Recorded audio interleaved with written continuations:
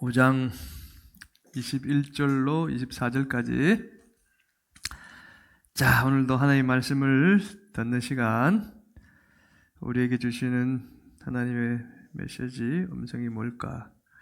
5장 21절로 24절, 구약성경 6페이지 6쪽 다 찾으시면 같이 읽겠습니다. 시작. 에녹은 65세에 모두셀라를 낳았고 모두셀라를 낳은 후 300년을 하나님과 동행하며 자녀들을 낳았으며 그는 365세를 살았더라. 에녹이 하나님과 동행하더니 하나님이 그를 데려가심으로 세상에 있지 아니하였더라. 아멘. 오늘 본문을 가지고 가장 비싼 사람이라는 제목으로 말씀을 전하겠습니다. 가장 비싼 사람. 세상에서 가장 비싼 사람은 누구일까요? 재산이 1조 달러인 테슬라 CEO 앨런 머스크일까요? 여러분, 1조 달러가 얼마예요? 달러입니다. 1조 원이 아니고. 1조 달러. 비교해 볼게요. 삼성 이재용 회장이 13조예요. 원입니다. 100배. 1300조 원이니까. 앨런 머스크가 가장 비싼 사람일까? 투자의 천재 워렌 버핏, 그 사람도 장난 아니죠. 네. 그 사람이 가장 비싼 사람일까? 아니면 돈과 권력을 모두 가진 도널드 트럼프?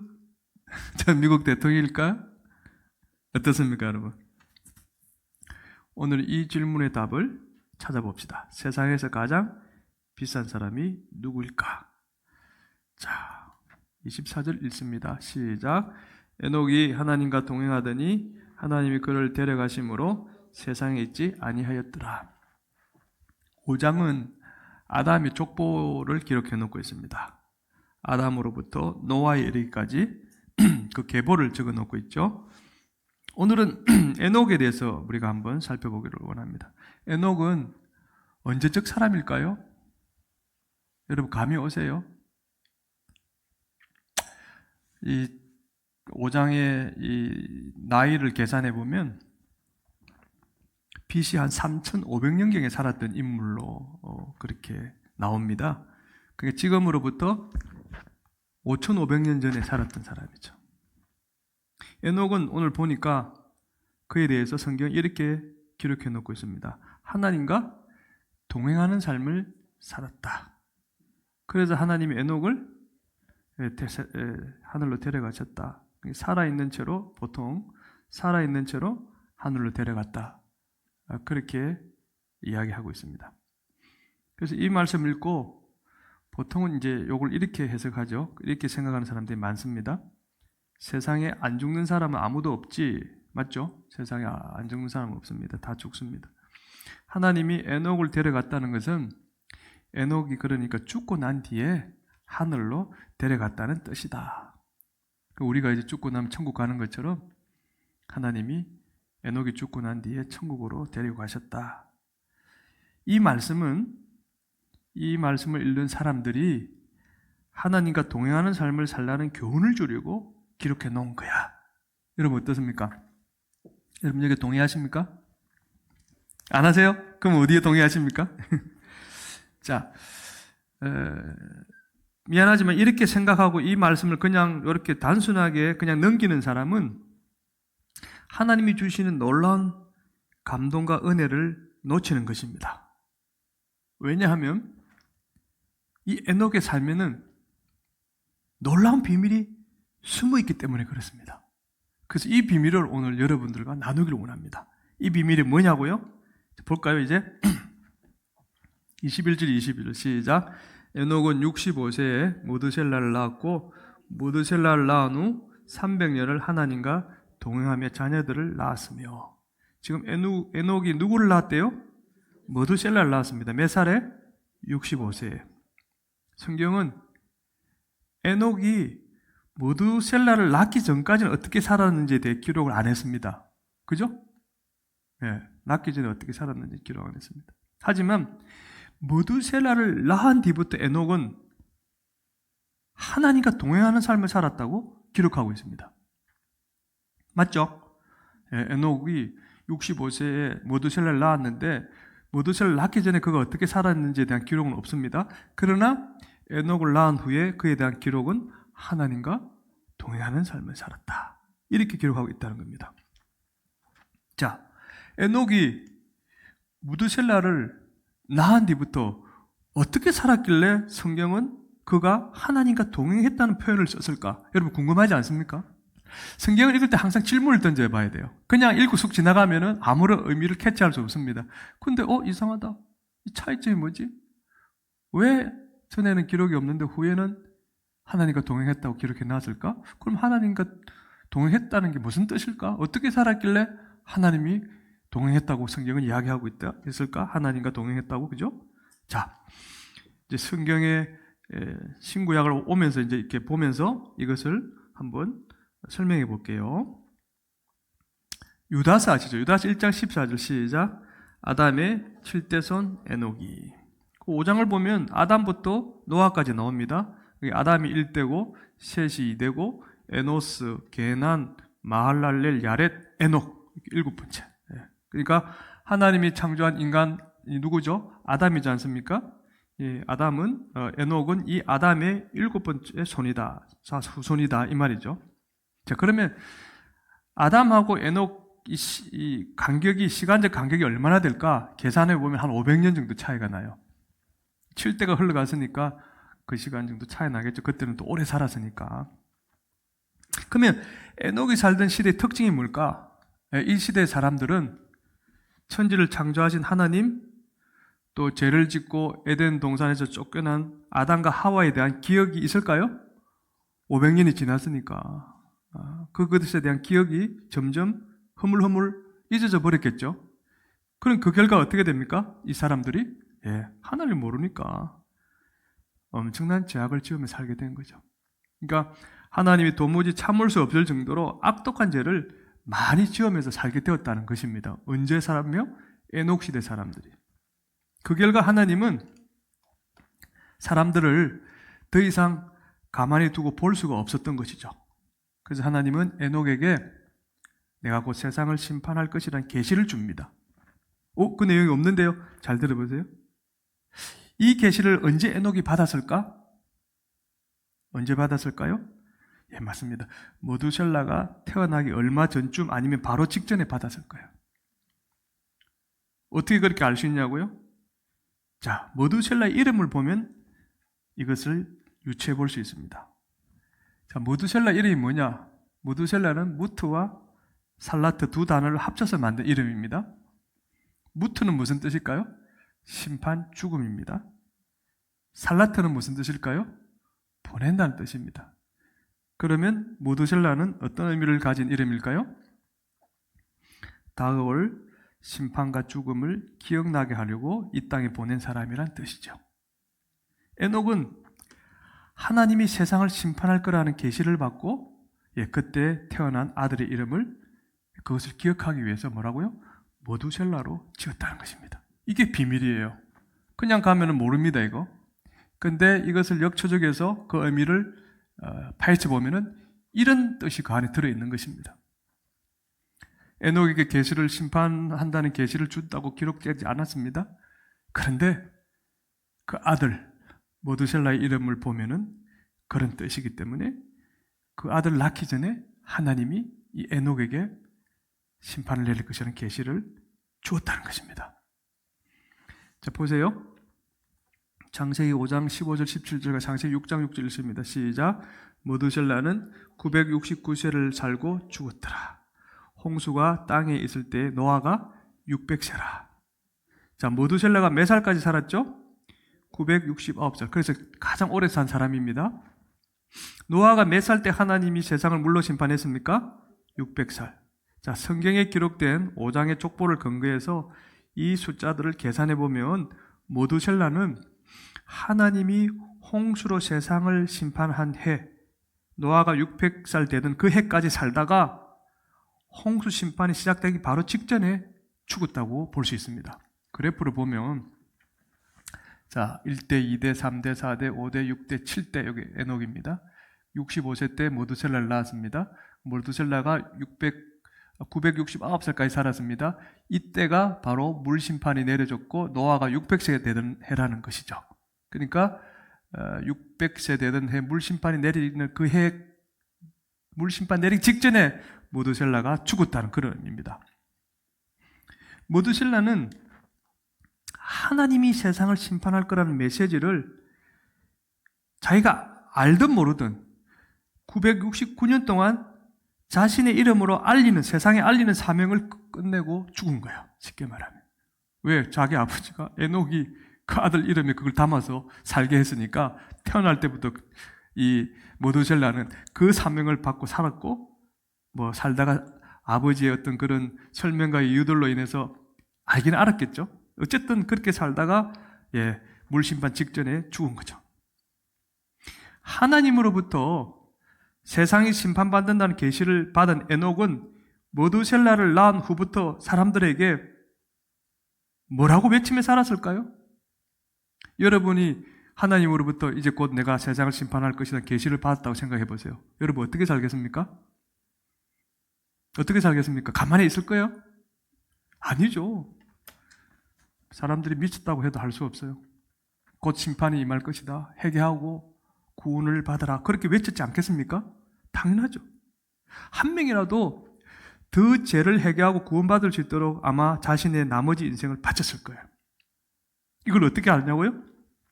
에녹이 무슨 뜻인지 그 이름의 의미를 보면 압니다. 에녹은 바쳐진 사람이라는 뜻입니다. 에녹은 그의 이름대로 자신의 전 인생, 언제부터일까요? 언제부터? 모두셀라를 낳은 후부터죠. 모두셀라를 낳기 전까지는 그의 기록이 없잖아요. 모두셀라를 낳은 후부터 전 인생, 나머지 인생을 사람들을 구원한 일에 바쳤기 때문에 하나님이 그를 당신과 동행한 사람이라고 인정하고 살아있는 채로 그를 하늘로 데려간 거예요. 그러니까 모두셀라를 낳고 300년 동안 하나님과 동행하는 삶을 살았다의 의미는 그 계시를 받고 외쳤던 거예요. 사람들을 구원하기 위하여 회개하고 돌이키라고 외쳤던 거예요. 그렇게 사니까 하나님 보시기에 너무 기쁘셨고 너무 귀했겠죠? 그러니까 하나님이 어떻게 해요? 하늘로 데리고 가신 것입니다. 이해되세요? 네. 자, 유다서 1장 14절을 다시 볼까요? 시작. 아담의 7대손 에녹이 이 사람들에 대하여도 예언하여 이르되 보라 주께서 그 수만의 거룩한 자와 함께 임하셨나니. 자, 제가 지금 창세기 이 내용만 가지고 이야기하면은 좀 억지 주장일 수 있어요. 근데 유다서 내용을 보면 그게 아니다. 제가 말씀드린 것이 맞다라는 것이 증명이 됩니다. 자, 유다서는 AD 60년에서 80년 사이에 기록되었습니다. 정확한 연도는 모릅니다. 유다서를 기록한 이 유다는 누굽니까? 예수님을 은 34개의 세겔에 팔아먹은 가룟 유다입니까? 아니죠. 누굽니까? 예수님의 형제 유다입니다. 예수님의 형제는 야고보, 요셉, 시몬, 유다 이 네 명의 남자 형제가 있죠. 이 야고보가 야고보서를 썼지 않습니까? 그리고 유다가 유다서를 썼다고 봅니다. 근데 이것을 보면 유다는 에녹이 예수님이 돌아가시고 난 뒤에 세상에 사는 사람들, 즉 신약 시대의 사람들 중에 특별히 악인들에 대해서도 예언을 했다고 이야기합니다. 그러니까 여기 나온 이 사람들은 에녹이 살던 BC 3500년 구약시대 사람들이 아니고요. 이제 앞에 문장과 이렇게 문맥을 보면 이 사람들은 지금 현재 유다가 살아있는 그 시대, 신약시대 사람들입니다. 그 사람들에 대하여도 예언을 했대요. 무슨 예언을 했냐고요? 뒤에 예수님이 구원받은 거룩한 사람들과 함께 심판주로 재림하는 장면을 보게 될 것이다. 이렇게 이야기했습니다. 여러분 이해됩니까? 지금 에녹은 BC 3500년, 예수님이 오기 전에 3500년 전에 살았던 사람이잖아요. 근데 그 사람이 어떻게 지금 예수님이 죽고 난 이후 이 유다가 살아가는 이 시대의 악인들을 향하여 예언을 할 수 있습니까? 이해되십니까? 안 되죠. 근데 유다는 그렇게 이야기합니다. 왜? 유다가 왜 이렇게 말했을까? 그것은 에녹이 세상을 심판하기 위해 재림할 예수님을 미리 보여주는 예표하는 인물이기 때문에 구약의 백성들에게 그렇게 예언했던 것이 바로 신약시대 백성들에게도 예언한 것이다 라는 것을 이야기하고 있는 것입니다. 이해되셨죠? 예. 자, 에녹이 세상을 심판하기 위해 재림할 예수님을 예표하는 인물이라고 이 유다가 뭘 근거로 이렇게 주장하냐고요? 자, 봅시다. 몇 가지 에녹과 예수님의 공통점이 있습니다. 21절, 23절 시작. 에녹은 무드셀라를 낳은 후 300년을 하나님과 동행하며 자녀들을 낳았으며 그는 365세를 살았더라. 보세요. 에녹이 무드셀라를 낳기 전에 하나님이 세상을 심판한다는 예언을 사람들이 했습니까? 안 했죠. 무드셀라를 낳고 난 뒤에. 자, 그럼 예수님도 보세요. 세례 요한에게 세례를 받고 공생애를 시작하기 전까지는 세상을 지옥불로 심판할 거라 예언을 했습니까?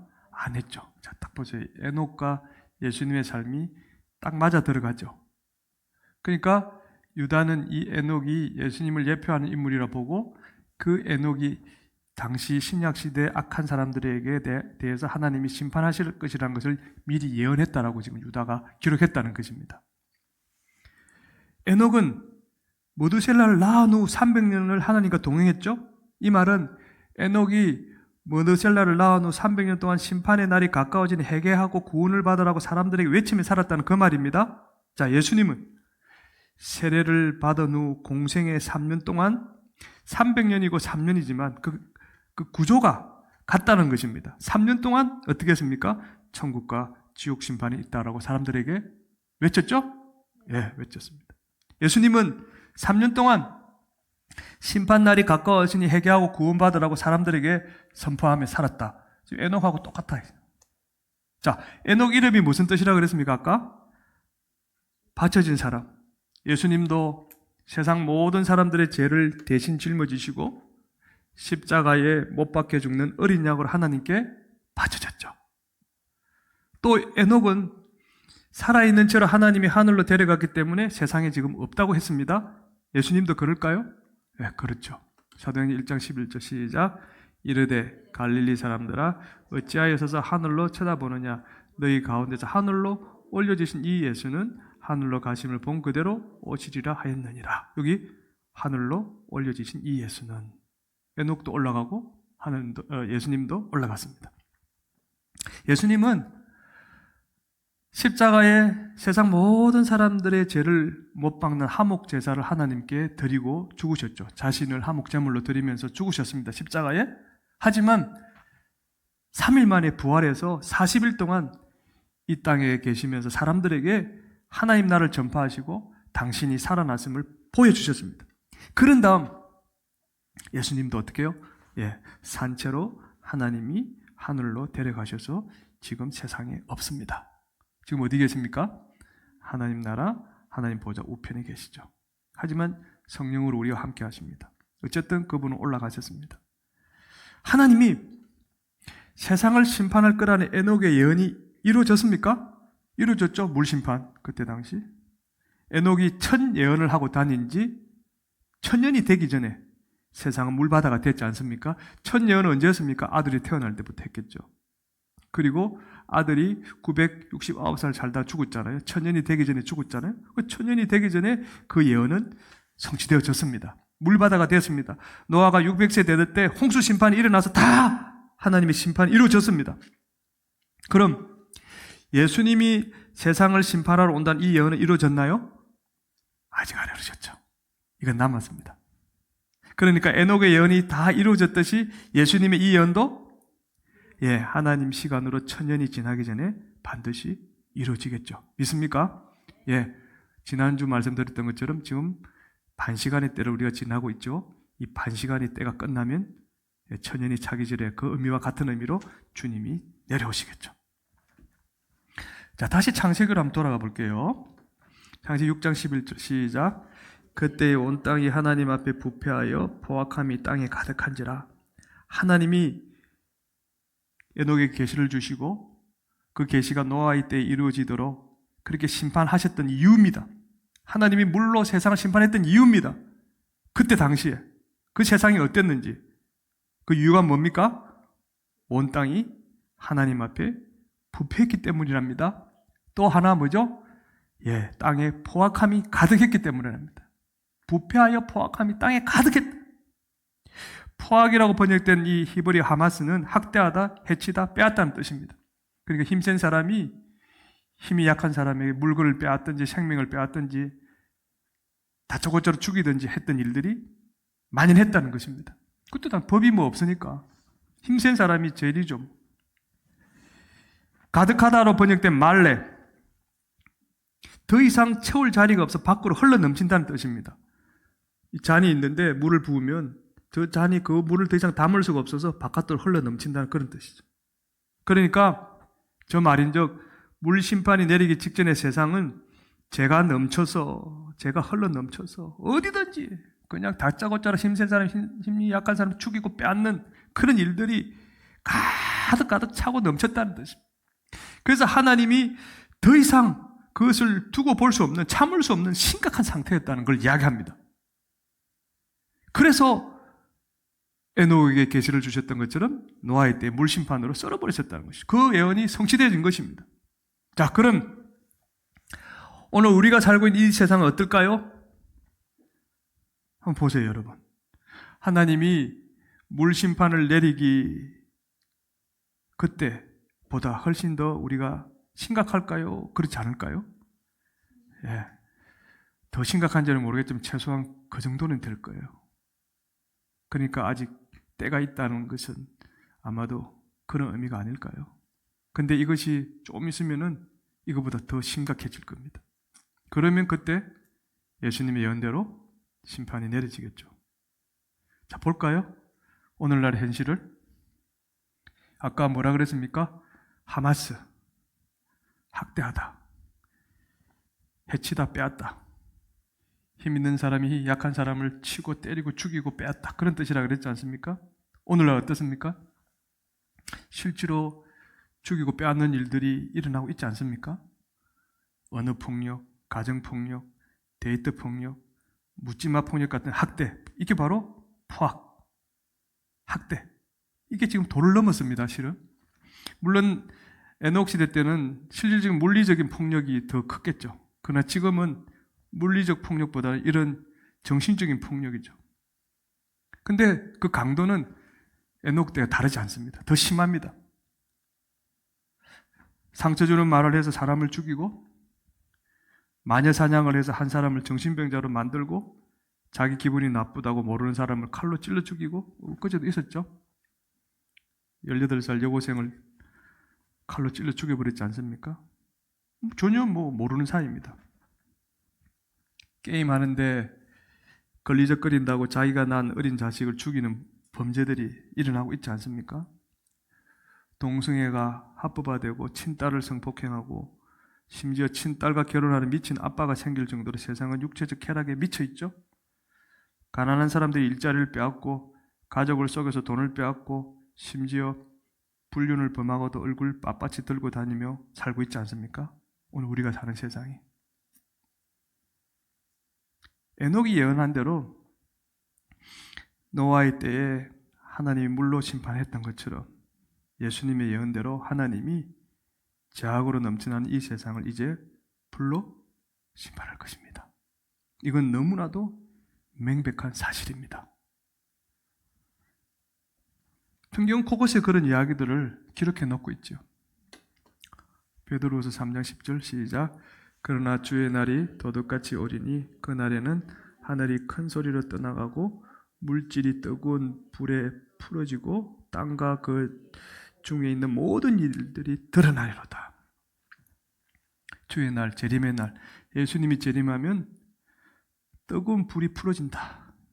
이게 어떤 형식으로 될지, 형태로 될지는 상상을 할 수가 없는데 우리가 쉽게 생각하면 용암 분출을 생각하면 좋겠다. 용암이 푹 퍼지면 그 주변의 모든 것들이 다 용암과 화산재로 덮이지 않습니까? 그런 식의 상상만 해도 끔찍한데 이것보다 더한 일이 일어나겠죠. 그러면서 노아 시대 때 물에 빠져 죽은 세상 사람들처럼 노아 시대 때 방주에 안 들어가고 노아를 비웃던 그 사람들처럼 예수 믿느라 고생하고 고난당하는 사람들을 비웃었던 모든 불신자들이 지옥불로 떨어지겠죠. 그 풀어진 불의에 빠지겠죠. 예수님이 재림하면 세상 사람들은 땅에 살 때 자신이 했던 모든 말과 행동들이 하나님 앞에 쭉 파노라마처럼 펼쳐지면서 그 행위에 따라 심판을 받게 되겠죠. 그걸 이야기해요. 우리가 상상하는 이상의 놀라운 일들이 일어나게 될 것입니다. 계시록의 일곱 나팔, 일곱 대접 그 재앙들이 그대로 일어나겠죠. 자, 그렇다면 예수님이 재림할 때 어떤 사람이 살아서 천국에 들어갈까? 노아처럼 의인인 사람? 여기서 의인은 법적인 의인이 아니라 정말 하나님 앞에 바로 살았던 것. 그런 의인을 말합니다. 하나님이 인정한 의인. 노아는 당대의 의인이라 그랬지 않습니까? 그 노아처럼 그런 의인인 사람만 들어갈까요? 만약 그렇다면 천국에 들어갈 사람은 아마 아무도 없을 것입니다. 세상 모든 사람들이 다 지옥불에 떨어질 거예요. 왜냐하면 바울이 말했던 것처럼 이 세상에는 하나님이 진짜 그 삶으로 인정하는 의인은 단 한 명도 없기 때문에 그렇습니다. 누구밖에 없습니까? 예수님밖에 없죠. 그렇다면 누가 지옥불 심판을 피하고 천국에 들어갈까요? 죄인이었지만 노아를 믿고 남편으로 또 아버지로 시아버지로 믿고 따른다는 이유만으로 살아남은 노아의 가족들, 노아의 아내, 노아의 3명의 아들, 3명의 자부, 노아까지 8명. 그것처럼 죄인이지만 예수님을 믿고 따라서 예수님과 가족이 된 사람만이 아마 살아남게 될 것입니다. 날마다 죄를 짓고 지옥불로 떨어질 수밖에 없는 죄인이지만 예수님이 십자가에 설린 그 피를 믿고 회개해서 죄를 용서받고 법적으로 의인이 된 사람, 그 사람들은 천국에 들어가게 될 것입니다. 베드로전서 3장 18절은 그것을 위해 예수님이 이렇게 하셨다고 이야기합니다. 시작. 그리스도께서도 단번에 죄를 위하여 죽으사 의인으로서 불의한 자를 대신하셨으니 이는 우리를 하나님 앞으로 인도하려 하심이라. 의인으로서 우리 주님은 의인이십니다. 의인은 주님밖에 없습니다. 불의한 자 우리입니다. 죄인입니다. 우리를 대신하셨습니다. 대신 그 죄값을 십자가에 갚으셨습니다. 왜? 우리를 하나님 앞으로 인도하시려고. 예수님은 지옥불로 떨어질 죄인인 우리를 살리기 위해 수치와 모욕과 고통과 배신과 또 공포로 가득한 그 십자가에 친히 못 박혀 죽으셨습니다. 당신이 재림하는 심판날에 우리에게, 당신을 믿는 저와 여러분에게 의인이 입는 흰 세마포 옷을 입혀서 하나님 앞으로 인도하시려고 채찍에 맞아서 살이 찢기시고 창에 찔려서 피를 흘리는 죽임을 당하셨다는 것입니다. 믿습니까? 아멘. 자, 따라서 예수님을 믿는 저와 여러분은 하나님의 외아들 그 예수님이 자신의 생명을 값으로 지불하고 지옥불에서 건져낸 사람들입니다. 믿습니까? 아멘. 저와 여러분은 죄 없는 하나님의 아들이 우리가 지은 모든 죄를 대신 뒤집어 쓰고 갚으신 그 피값 때문에 죄인에서 의인으로 신분이 바뀐 귀한 존재들입니다. 믿습니까? 우리는 하나님의 거룩한 형상으로 지원받은 존재들이고 하나님을 아빠로 부를 수 있는 그분의 사랑받는 자녀들입니다. 우리는 거룩한 나라요 왕같은 제사장들인 것이죠. 자, 따라서 여러분, 세상에서 가장 비싼 사람은 앨런 머스크도 아니고 워렌 버핏도 아니고 도널드 트럼프도 아닙니다. 누굽니까? 바로 구원받은 저와 여러분인 것입니다. 믿습니까? 아멘. 그래서 사도 바울이 이렇게 기록해 놓고 있지 않겠습니까? 고린도후서 4장 7절 시작. 우리가 이 보배를 질그릇에 가졌으니 이는 심히 큰 능력은 하나님께 있고 우리에게 있지 아니함을 알게 하려 함이라. 질그릇은 우리입니다. 우리 안에 보배가 누굽니까? 예수님이죠. 우리 모양, 우리 행색은 질그릇처럼 초라해도 우리 안에 누가 계십니까? 보배 대신 예수님이 계신다는 것입니다. 저와 여러분은 심판날에 쓰레기처럼 지옥불에 던져질 값싼 인생이었습니다. 실은 죄와 허물을 죽었던 자였습니다. 그런데 보배로운 예수님을 구원자로 영접한 후부터 세상의 그 어떤 것들과도 가격을 비교할 수 없는 보배로운 인생이 되었다는 것입니다. 할렐루야, 아멘. 예수님의 고귀한 사랑과 희생 때문에 예수님을 안 믿는 사람들이 지옥불에 던져질 그때 우리는 의인의 옷을 입고 천국에서 예수님과 함께 왕 노릇하는 왕 같은 인생이 된 것입니다. 로마서 5장 17절 시작. 더욱 은혜와 의의 선물을 넘치게 받는 자들은 한 분 예수 그리스도를 통하여 생명 안에서 왕 노릇하리로다. 더욱 은혜와 의의 선물을 넘치게 받는 자들이 누굽니까? 바로 저와 여러분들이죠. 저와 여러분들이 예수님을 믿는 그 믿음 때문에 왕 노릇하게 될 것이다. 여러분, 아무리 더러운 신문지도 그 안에 금을 딱 싸고 있는 동안에는 금, 골드. 함부로 그 신문지를 쓰레기통에 버리지 않습니다. 귀한 대접을 받습니다. 냄새나는 싸구려 옷도 왕이 입고 있겠다고 주장하는 동안은 절대로 벗겨져 쓰레기통으로 안 던져집니다.